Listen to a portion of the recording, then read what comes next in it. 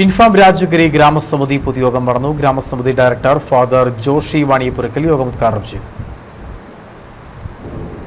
ഇൻഫാം രാജഗിരി ഗ്രാമസമിതിയുടെ പൊതുയോഗം രാജഗിരി ക്രിസ്തുരാജ ദേവാലയ ഓഡിറ്റോറിയത്തിൽ വെച്ചാണ് സംഘടിപ്പിച്ചത്. ഗ്രാമസമിതി ഡയറക്ടർ ഫാദർ ജോഷി വാണിയപ്പുരക്കൽ യോഗം ഉദ്ഘാടനം ചെയ്തു. ഗ്രാമസമിതി പ്രസിഡന്റ് സജി മാടശ്ശേരി യോഗത്തിൽ അധ്യക്ഷനായിരുന്നു.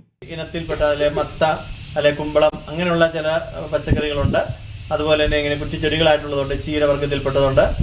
അതുപോലെ തന്നെ പച്ചക്കറിയും പഴവും കൂടെ ചേർന്നതിൽ മരം വർഗത്തിൽ ഇപ്പം വാഴ അല്ലെങ്കിൽ കപ്പളം ഇങ്ങനെയുള്ള കാര്യങ്ങളൊക്കെ. അപ്പം അതിൻ്റെ പല കാറ്റഗറിയിൽ രീതിയിൽ ഉള്ള അത് നിങ്ങളെ മഹിളാ സമാജത്തെ അത് അറിയിക്കുമെന്നാണ് അച്ഛൻ പറഞ്ഞിരിക്കുന്നത്.